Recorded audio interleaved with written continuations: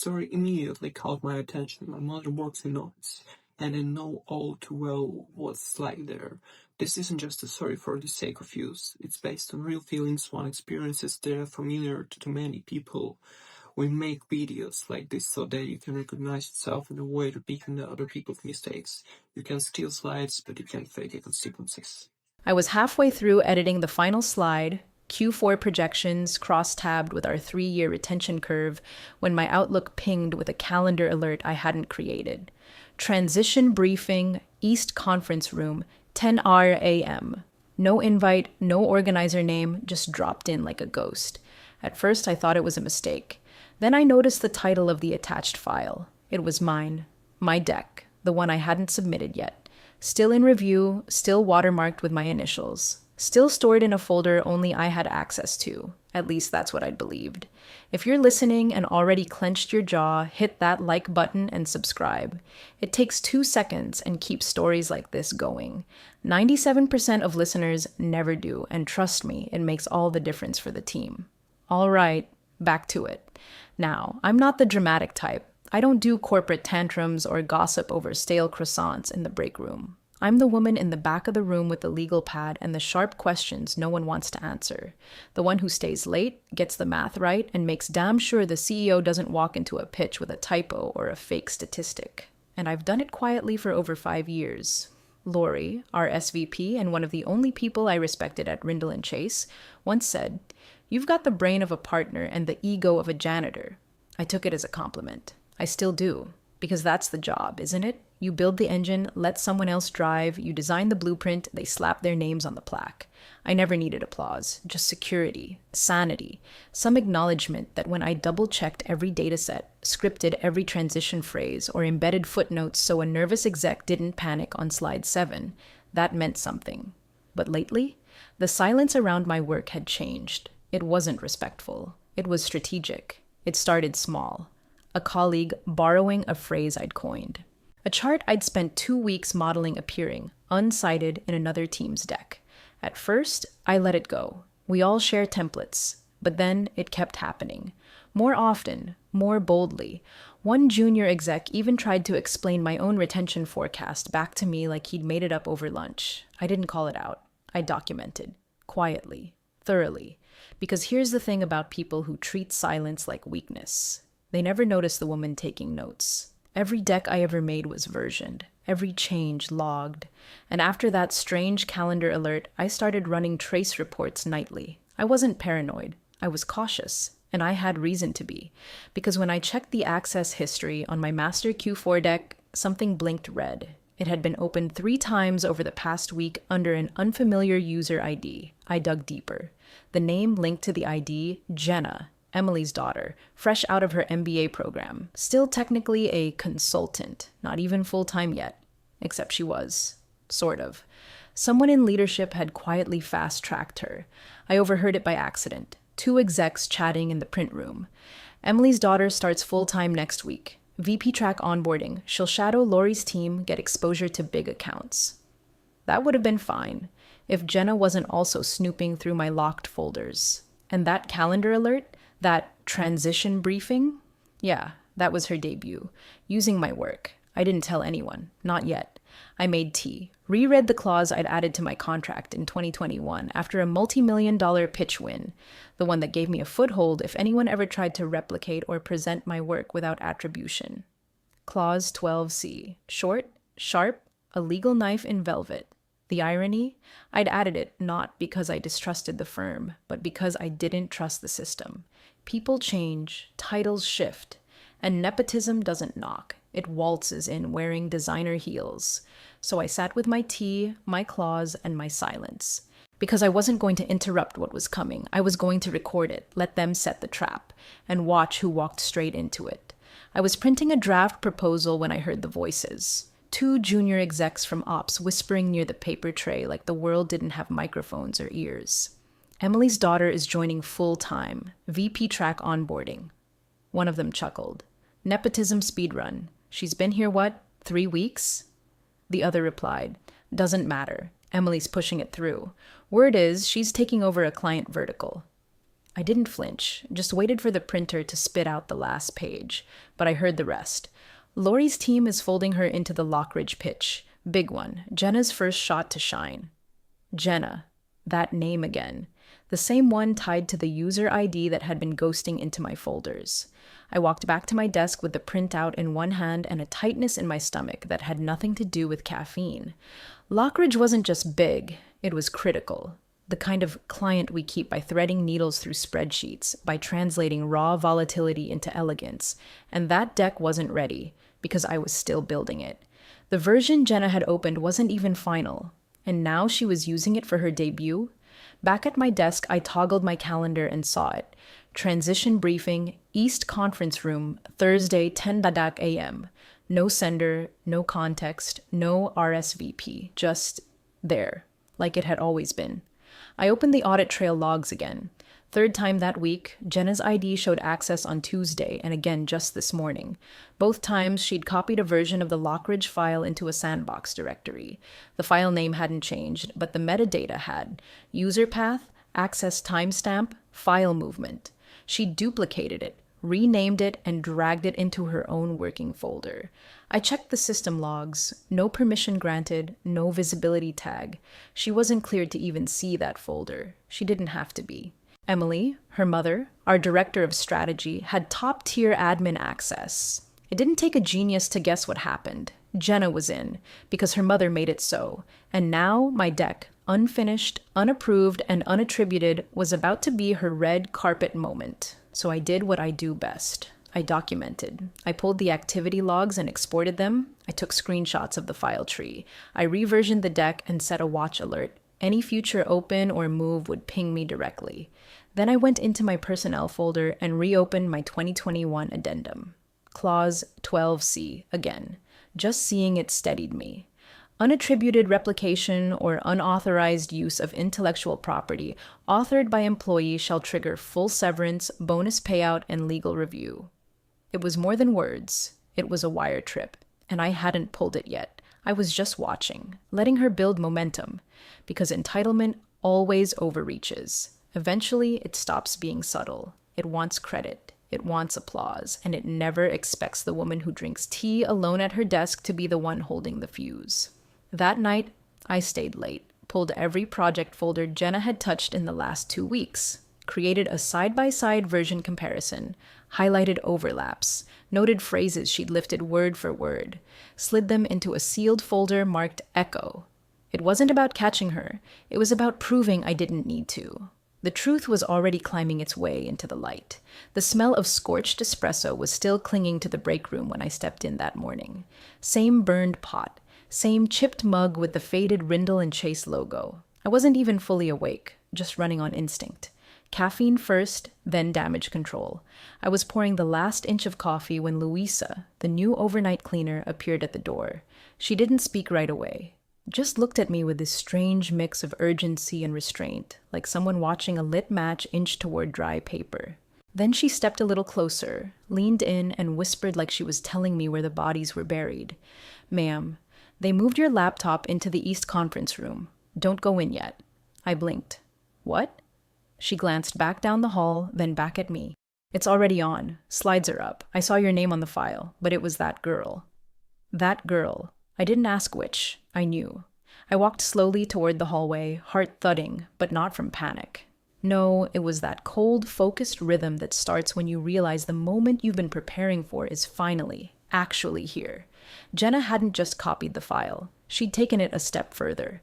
She had walked into a conference room, turned on my laptop, my device, and was about to present work she didn't understand, using credentials she didn't own, built on a strategy she hadn't earned. I stopped outside the East Conference Room, just far enough to hear the soft clicks of a trackpad, the shuffle of notes. She was talking to someone inside, voice low, confident, like she belonged, like this was hers. So I waited. 9 minutes, long enough for the room to settle, for introductions to be made, for her to hit slide 3, my timeline graph, my research, my risk matrix. I leaned against the opposite wall, sipping the now lukewarm coffee. Let the quiet do its job. No panic, no confrontation.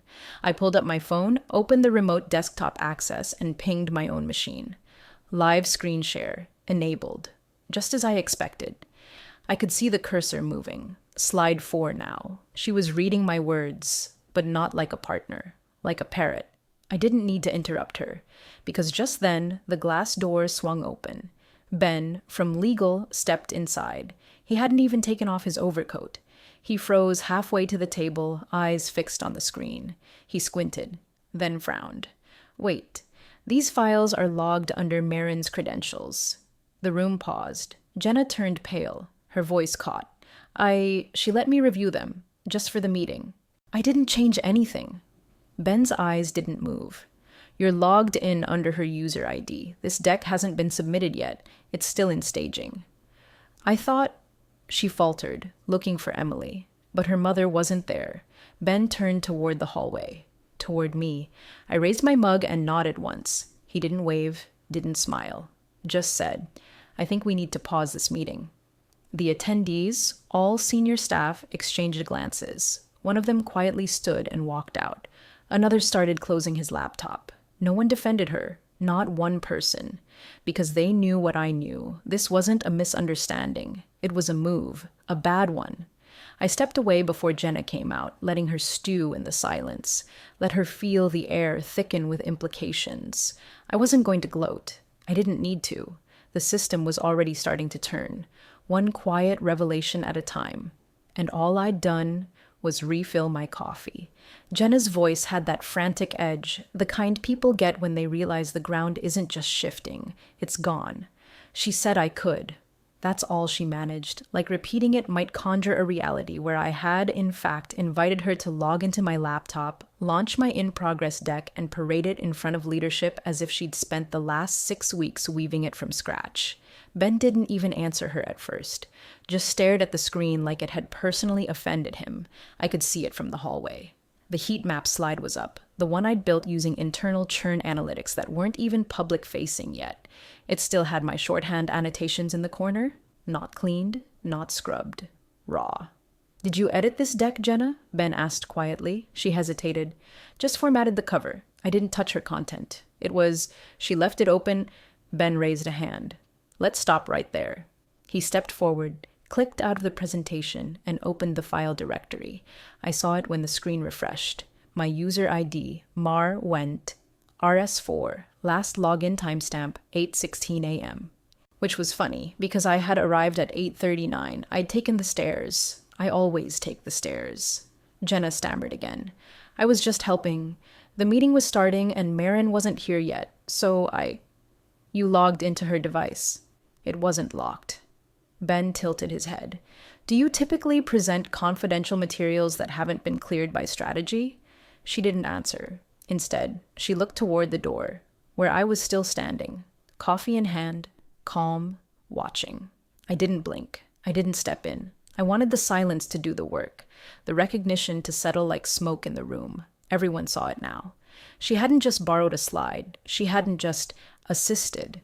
She had impersonated credentials, presented an unfinished pitch, and activated every internal alarm Rindle and Chase had tried to pretend it didn't need. Ben turned to the others. I'd like everyone to step out for a moment. Jenna, please stay seated. Chairs scraped back. No one spoke. You could feel the shift, the invisible pull of liability drawing lines in the carpet. A senior partner passed me in the hallway on his way out, eyes flicking between me and the conference room like he was doing math he didn't want to finish. I heard Ben again, low voice through glass. Did you use your mother's admin clearance to access these files? Another pause. Silence, even louder than accusation. That's when I opened my phone. Pulled up the access logs from my secure folder. Screenshot. Time-stamped. Sent to myself. BC side to legal. Just a backup. A gentle nudge in the direction this was already headed. A week ago, if someone had told me Jenna would walk into a boardroom with my unfinished pitch and try to pass it off with my credentials, I would have laughed. She didn't have the discipline. Didn't have the stomach. But that's the thing about people like Jenna. They don't need guts when they've got parents with titles and doors that open without knocks. But Rindle and Chase isn't stupid. And credentials, real ones, don't lie. The conference room door finally opened. Jenna stepped out, pale, rigid. She didn't look at me, not directly. Her face was still trying to hold on to whatever mask she'd come in wearing, but the mask had cracked, and I wasn't done. The call came just after 7 p.m., right as I was finishing a late dinner of cold pasta and emails I didn't want to answer. It was Raj from IT, a quiet man with a dry sense of humor and a memory like a steel trap. We'd only spoken maybe twice before, both times about VPN tokens. He didn't make small talk. Hey Marin, legal's requesting audit trails on your device. Need full session logs last 7 days. Do you have anything off the books?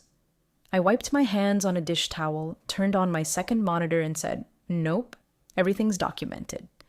I wasn't lying. I opened my secured file vault, pulled the export from Sentinel Watch and shared the compiled log chain. Timestamps, access origins, file hashes. I even included the SHA-256 fingerprint for the pitch deck in question, my version, unedited final save at 2:47 a.m. Monday morning. The version Jenna had opened wasn't identical, not anymore. Her name had been added to the footer. The title page was shifted slightly, just enough for someone to call it hers, not enough to hide the fingerprint. Raj went silent for a while, then said, we also pulled device telemetry. Her IP address hit your laptop at 8:12 Tuesday morning. I let the silence hang. I wasn't in the office Tuesday. We know, building badge logs show you didn't enter until Wednesday, but your badge ID was used. I felt my chest tighten, not with panic, with confirmation. She cloned my badge. Or as someone with elevated access did. Either way, your laptop was booted up in Conference East at 8:09, remote screen recording began at 8:11, file transfers logged at 8:13, and the device was locked again by 8:17. 4 minutes, I said softly, enough to mirror and prep. Enough to make it look like you'd left it open. I opened my version control snapshots and cross-referenced the timestamps. Hers had a mismatch. My device had auto-logged the tampering under my profile, but the action hadn't originated from my secure login sequence. There was no keystroke pattern, no biometric check, just a remote boot. I flagged it, zipped the data, and sent it to Ben directly. Subject line, unauthorized credential use, confirmed sequence. No emotion, no color commentary, just the facts. That's all it ever takes in a place like Rindle and Chase. Emotion gets tossed. Documentation doesn't. Raj followed up 10 minutes later with one last piece. Also found a deleted screen capture file. She recorded her practice run, still cached in the recovery folder. I closed my eyes for a moment. Of course she did, because entitlement needs an audience, even if it's just yourself. Send it to legal, I said. I'll back it up to the Echo folder. When I reopened the folder later that night, I added a new file. 1-minute looped footage of Jenna clicking through the deck, pausing, reading my bullet points aloud, stumbling, hesitating on the data she didn't understand. You could almost hear her brain trying to catch up with the words. It wasn't malice. It was incompetence, trying on confidence like a stolen coat. I labeled the file. Practice rehearsal. Fail final V1 MP4. Saved it with a smile. Because this wasn't about drama. It was about pattern recognition. And every move she made fit the pattern I'd already archived. Every stolen file. Every forged login. Every silence her mother had bought her with influence and blind hallway nods. But influence doesn't rewrite access logs. And nepotism doesn't overwrite file hashes. They wanted an audit trail? I gave them a roadmap. The funny thing about legal clauses is nobody reads them until they matter. They sit there, buried beneath HR jargon and onboarding checkboxes, silent, sharp, and mostly ignored. Until one day, they stop being ink and start being knives. Clause 12C wasn't boilerplate. It didn't exist in anyone else's contract but mine. I'd added it after the Denali pitch in 2021, when I salvaged a 7-figure account with a 48-hour turnaround and a caffeine pulse that could have jump-started a car. Legal had offered me a raise. I asked for something better. I wanted protection. Specifically, unattributed replication or unauthorized use of intellectual property, authored by employee shall trigger full severance, bonus payout, and legal review. They'd said yes because they never thought they'd need to think about it again. Why would the quiet strategist with zero ambition to climb the ladder need a legal landmine? Because I've spent my entire career watching mediocre people get rich off borrowed ideas. And I don't raise my voice, but I do raise receipts. So when Ben called late Friday and asked, Marin, are you familiar with a clause in your contract? 12C. I smiled before answering. Very. He was quiet for a beat. I just finished reviewing the full documentation package. I've also received confirmation from IT that all access events originated from Emily's admin credentials. Her daughter presented the work under your login. We're looking at this seriously. Good, I said, because I am too. They'd plagiarized me. Jenna had lifted the words, the structure, the research, the insights. Emily had opened the door, signed off on the calendar event, and used her clearance to grant Jenna access to files even our SVPs needed to request. This wasn't a mistake. It was orchestration. Careless orchestration, but still. And now both of their names sat beneath a stack of digital evidence like two lit matches in a room full of paper. I reopened the clause PDF and attached it to my reply. No drama, just the trigger.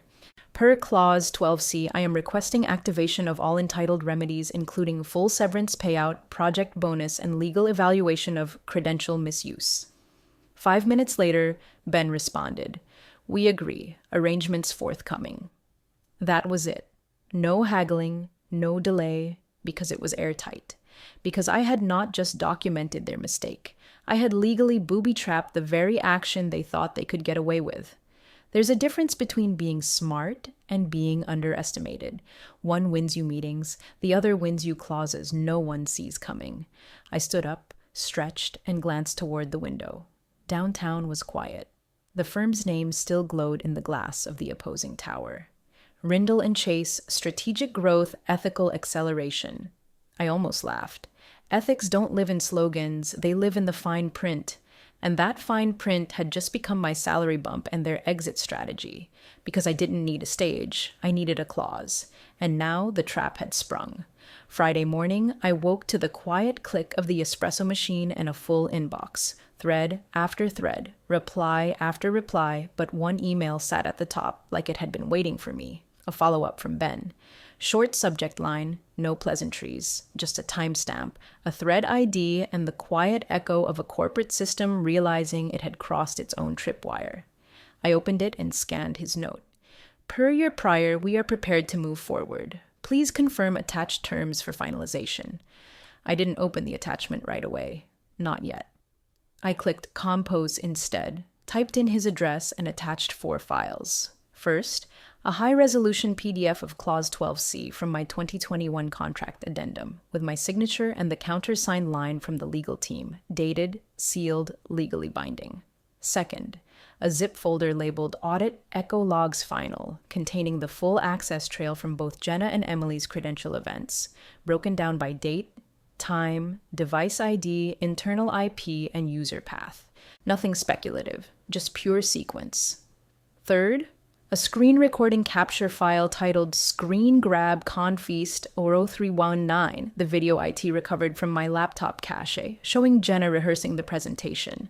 The playback wasn't dramatic, but it didn't need to be. You could hear her say, mid-slide, I'm pretty sure this part explains the client churn thing. Like she didn't even understand the words she was using. My words, delivered like a child reciting a poem they didn't write. And fourth, a PDF export of Jenna's modified deck, metadata visible, file name trail intact, footer creation fields showing M. Winters with 0 changes to authorship properties. They hadn't even scrubbed the back-end tags. I didn't write an essay, just the subject line. Misattribution and unauthorized access, resolution path and 1 sentence in the body, per 12C. I request activation of all remedies and formal acknowledgement of breach. That was it. No emotion, no threats, just the red button in a room full of suits pretending the fire wasn't real. The reply came within 47 minutes. We agree, arrangements forthcoming. 7 words, 7 syllables. The digital sound of a tower folding from the inside. I sat back and let it settle. This wasn't some fireworks finale. There wasn't a boardroom scene or a screaming match with Jenna collapsing under the weight of her own arrogance. No one threw papers, no chairs were flipped. The system simply recalibrated. That's what real power looks like in places like Rindle and Chase. Not shouting, not performance, just a quiet email thread and a contract clause nobody read until they had to.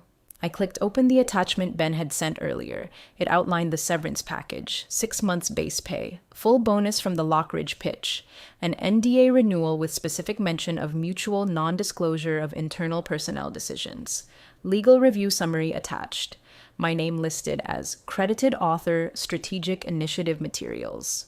I closed it. Didn't smile.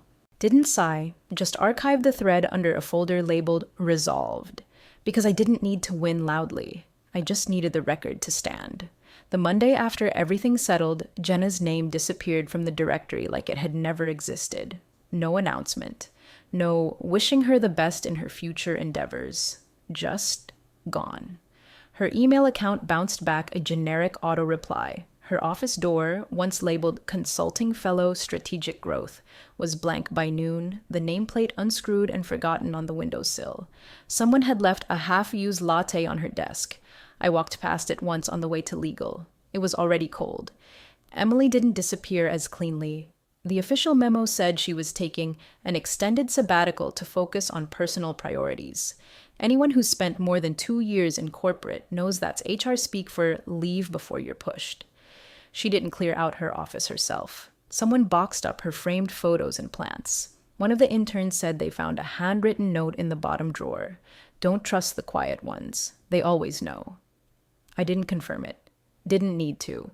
That Tuesday, a formal letter arrived from HR with a generous consulting offer, 6 months, fully remote, to assist with transitions in light of recent shifts. It came with a bonus clause and a vague mention of strategic continuity support. I declined. No ceremony, just a polite reply. Thank you, but I believe closure is the more appropriate path. Instead, I requested a full documentation set, breach report, NDA confirmation, severance acknowledgement, and a notarized letter of credit attribution tied to the Lockridge pitch. Not for revenge, not for leverage, just for the archive. Just so the next time someone asks, "Didn't you work on that big turnaround project?" I don't need to explain. I can just hand them the facts. Ben met with me privately on Thursday. No conference room, no audience, just the quiet corner office where legal hides its skeletons. He slid the envelope across the table, didn't speak for a few seconds, then looked at me with this resigned curiosity, like someone who just reread a clause he signed 3 years ago and finally understood it. "You saw it coming, didn't you?"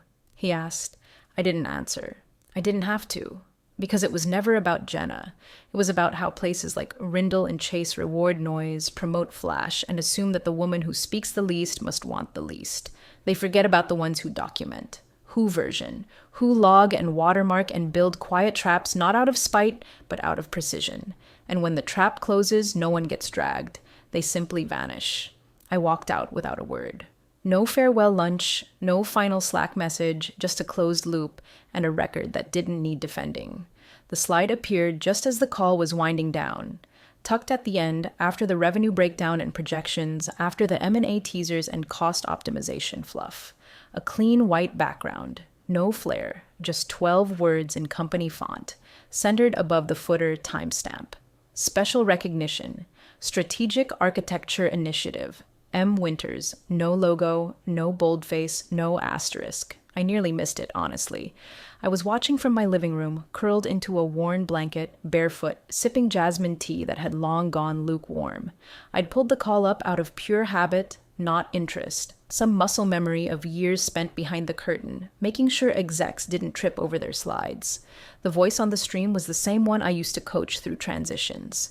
Same pauses, same overuse of the word pivot. But that slide stopped me. It wasn't performative, it wasn't apology or fanfare, it was acknowledgement, slipped in the only way Rindle and Chase knows how. Too little, too late, but clean. There was a pause on the line. Then an analyst, one of the sharper ones, always the first to dig during Q&A, broke in. I just noticed the final slide. Who's M. Winters, and why now?